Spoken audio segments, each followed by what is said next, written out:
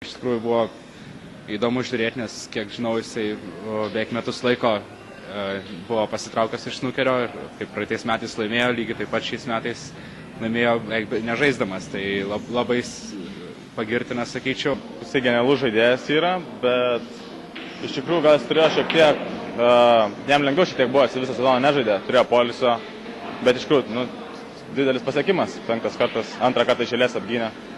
Apskritai jis žaidėjas yra numeris 1 snukerio pasaulyje, net visi visos žvaigždės snukerio įvertina kaip pačiu geriausiu visų laikų žaidėjų. Šiek tiek techniškesnis už kitus žaidėjus visų laikų.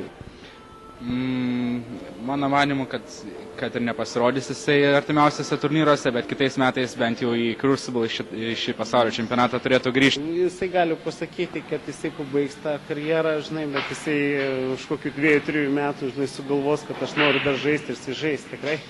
Čia net nebejoju aš tą.